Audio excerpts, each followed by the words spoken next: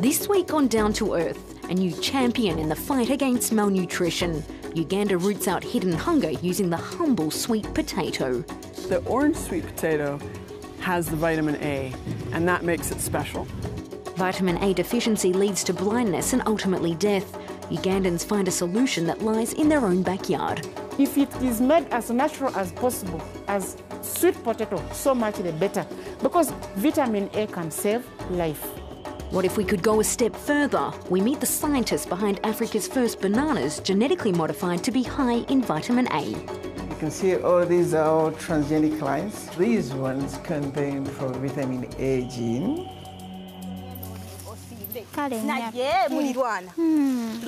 Neighbor, have you heard of this sweet potato that's orange? It has vitamin A in it. And it can even help with blindness. Really, my husband has problems with his eyes. He walks into walls at night. This week we're down to earth in Uganda. I have to keep my voice low because of this production going on. It's the tale of a humble sweet potato. Not just any sweet potato, but an orange one. Aren't all sweet potatoes orange? Well, no, not here in Uganda. And in fact, this staple root is being used to fight malnutrition here in a very special way.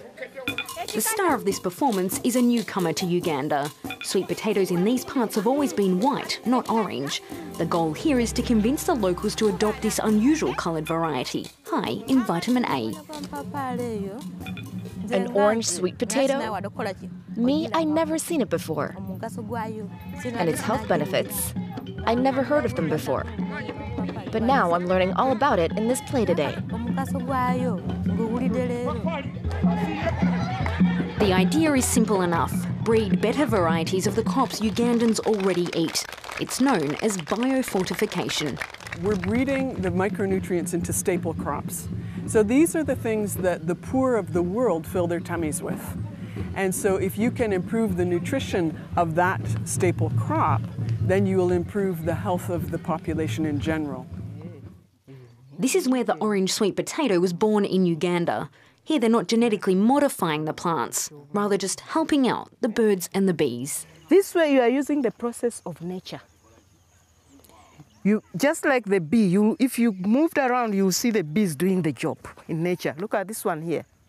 But I go and do the job that the bee is doing.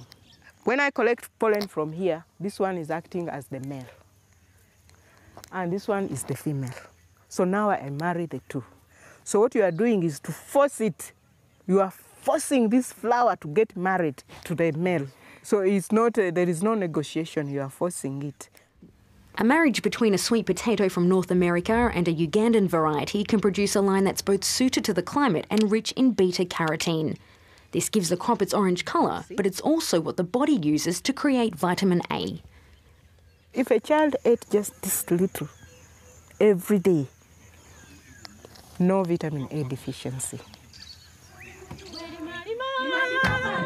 Orange sweet potato fever is now spreading across Uganda.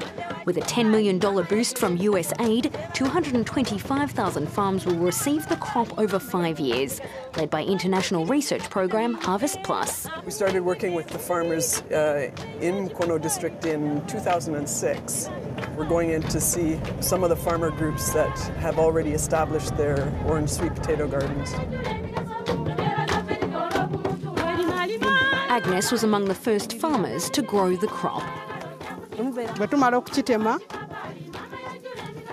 See, this is how we do it. So this is the farmers group that I told you that we were going to meet. So this is Agnes, and she's the leader of the farmers group. So Agnes is teaching the farmers here how to grow the orange sweet potato. So she's planting these vines into a heap with enough room so that the sweet potatoes can grow underneath.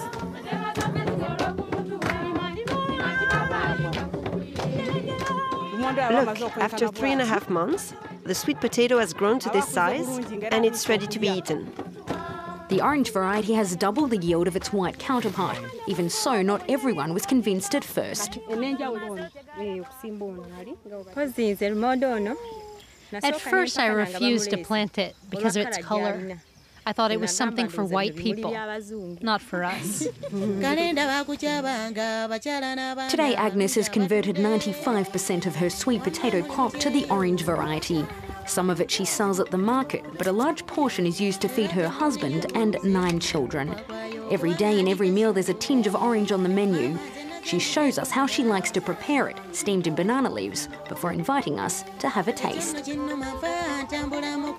As one might expect, the orange sweet potato is sweet, which is why the young ones love it.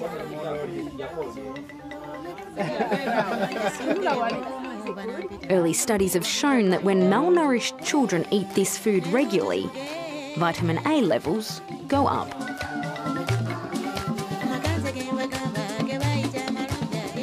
I listen to what mothers say, and mothers would start to say, oh, you know, my child is not as sick. I don't see my child having colds and coughs and things like that. And you realize that, in fact, the evidence has built. In the slums on the outskirts of the capital Kampala, the only type of sweet potato on sale is white. Rebecca works with a local NGO that tackles malnutrition in the neighbourhood. 45%. About 45% of the children are malnourished, and this is because of having insufficient meals. Today, Rebecca brings us to meet 14-month-old triplets abandoned by their mother and father, Josephine, Juliana and Jane. Juliana is the smallest, more than 20% less than her recommended weight. These babies are lacking in vitamin A. The lack of vitamin A is evident in their small weight. Jane, aged 36, is their grandmother. She takes care of the triplets along with 7 other children of her own. Today they're eating bananas, peanuts, powdered fish and margarine, a diet low in essential nutrients. While the baby should be walking, today they're still struggling to stand. The thing that's been worrying me is that they're not equal in their weight and their development.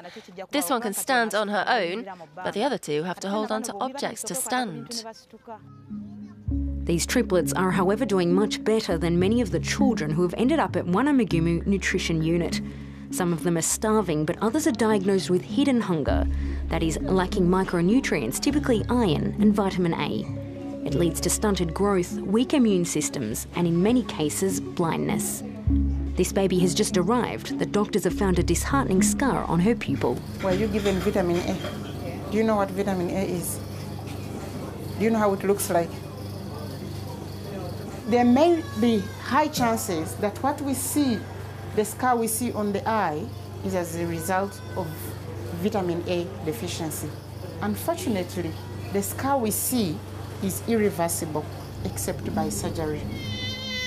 All of the children here are given an urgent dose of vitamin A on arrival. These supplements are offered free to Ugandans, but widespread distribution is difficult. If it is made as natural as possible, as sweet potato, so much the better. Because even all these women who cannot access health centers, because they are very far, because they do not have transport, at least they can eat the potato from their garden. So to me, I think sweet potato can save life. Sweet potato may be a staple crop, but it's largely overshadowed by the national dish. Every year, a typical adult eats 3 times their body weight of banana, high in potassium but low in vitamin A. Efforts to breed local varieties to be more nutritious have failed, leading to a controversial alternative, genetic modification. By the end of the year, the government is expected to greenlight a pro-GM bill. Opposition groups have been vocal, calling on authorities to put the law on hold. Are Ugandan farmers in favour of genetically modified crops? The vast majority of our farmers are peasants. They may not even understand what this is all about, but those who are in the know would want to adopt the same. The increased yields and the nutritional value outweigh the disadvantages. It's the way forward. We are moving forward.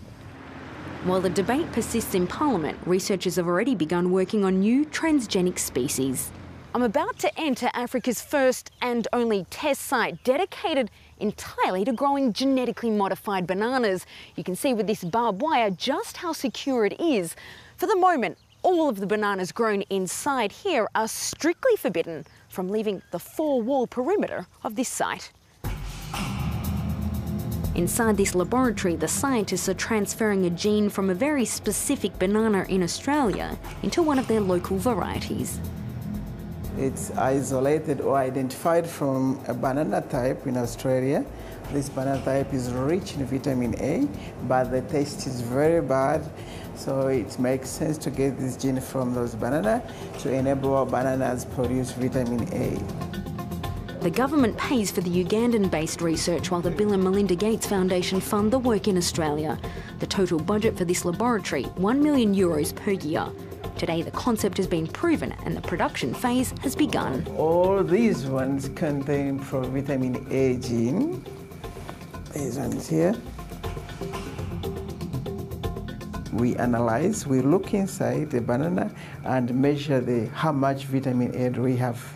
Then the line that contains more vitamin A is the line that we are likely to send out. 15 months later, the fruit is ready to be harvested. We're taken to see the best line, displaying 6 to 9 times the normal level of vitamin A. This is a banana finger from the upper banana that's genetically modified with a gene that increases vitamin A content. It looks like a normal banana, but not exactly normal because it's not purely white, you can even see it. But you can see the coloration is coming in and towards ripening it really turns orange. So the big question is, yes. What do these bananas taste like? We have not tasted these bananas because we haven't got a law in place that allows us to taste them here. So they could be disgusting. I do not expect them to taste that bad because we only add one gene and usually it doesn't change the taste.